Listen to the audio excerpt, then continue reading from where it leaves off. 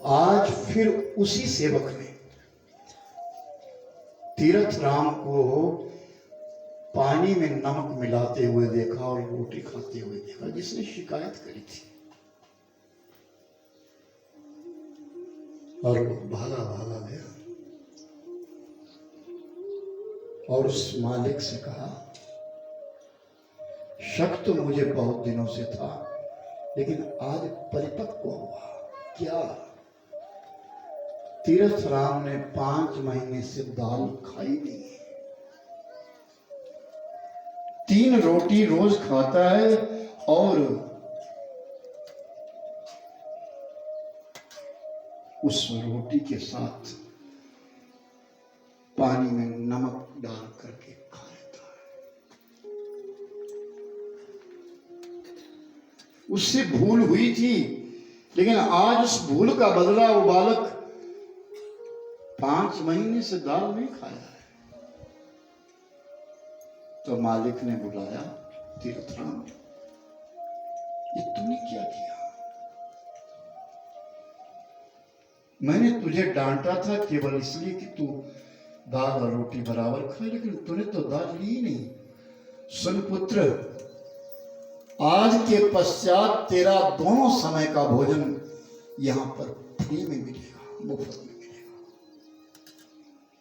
तो तीरथ राम ने हाथ जोड़ लिए, मालिक, मेरी पढ़ाई पूरी हो गई, आपका बहुत बहुत धन्यवाद।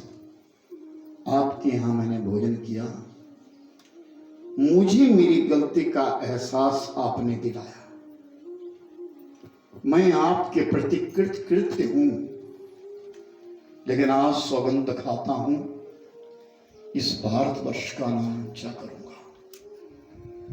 वही तीरथ राम दुनिया में घूमने लगा, अमेरिका चला गया, जापान चला गया, मिस्र देशों में चला गया, भारतीय संस्कृति का और वेदांत सिद्धांतों पर प्रवचन करने लगा।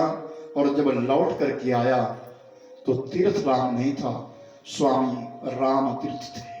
बोलिए स्वामी राम। हमारे भारतवर्ष के महान संत स्वामी राम तीर्थ महाराज, जो जीवन में अपने सुधारता है, भूल को सुधारता है। जाने अनजाने में कहीं ना कहीं भूल हो जाती है। मेरे भाई बहन, जो इंसान सुबह का भूला हुआ शाम को लौट करके आ जाए ना, उसको भूला नहीं कहते। याद रखना, बड़े लोग जो हमें डांटेंगे भी ना, कुछ कहेंगे भी ना, तो हमारी भलाई के लिए कहेंगे। अपने जीवन में एक सूत्र याद रखा, सब भाई बहन एक सूत्र याद रखिए, अपनी दिनचर्या में बड़े बूढ़े बुजुर्गों के पास थोड़ी देर बैठ लिया करना, उनके विचार सुन लिया करना।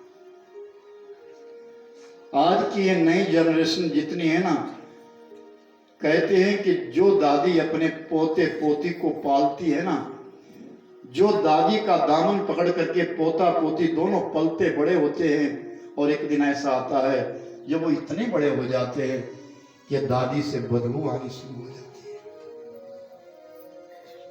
फिर उस दादी का मन क्या सोचता होगा, अपने पोता पोती के प्रति क्या सोचती होगी, मैंने कैसे चलाया, कैसे रखा। इसलिए विचार करना अपने जीवन में, अपने बच्चों को खूब ध्यान देना, खूब शिक्षा देना, अपनी बेटियों को पढ़ाओ लिखाओ, खूब अच्छा बनाओ, खूब मॉडर्न बनवाओ, लेकिन देश विदेश घुमाओ, लेकिन अपनी संस्कृति से भ्रष्ट मत करवाना, अपनी संस्कृति कायम रखना। इतना जीवन में ध्यान रखना, ये मस्तक कहीं ना कहीं झुकना चाहिए। कोई महापुरुष जीवन में आ जाए तो मस्तक झुकाना, कृतकृत्य हो जाना, ये हमारी संस्कृति है। आज अच्छा लग रहा है, इस गांव के बीच में एक दिन था जब हम लोग इकट्ठे हुए, आए, ग्रंथ लेकर के आए, मस्तक के ऊपर रामचरितमानस को रख करके सब लोग भाव श्रद्धा के साथ इस प्रांगण में बैठे।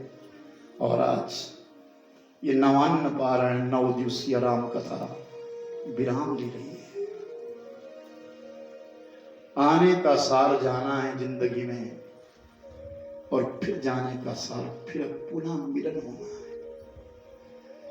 दोबारा जीवन में मिले या ना मिले, लेकिन इतना अवश्य कहूंगा आज कथा शुरू करने से पहले कि जो कुछ आप लोगों ने सुना है ना, अगर उसमें से आप एक बात भी अपनी गांठ में बांधोगे, अपने बच्चों को समझाओगे, अपने मन को ज्ञान दोगे, अपने ज्ञान को उजागर करोगे, तो सचमुच ऐसा लगेगा कि आप लोगों ने कथा को सुना है। जीवन में याद रखना इस कथा के लिए।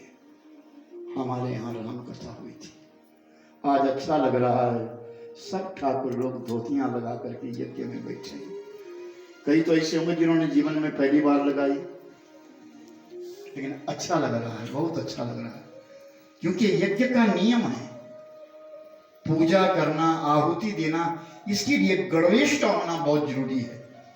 और मेरी माताओं बहनों ने मुझसे प्रश्न किया था, क्या हम आहुतियां डाल सकते हैं? कभी जीवन में मौका मिले ना तो वृंदावन में कभी जाइएगा, श्री रंग जी का मंदिर है, वहां बाहर स्पष्ट शब्दों में लिखा है, पुरुष धोती के बगैर, पुरुष धोती के बिना और स्त्री साड़ी के बिना दर्शन नहीं कर सकती।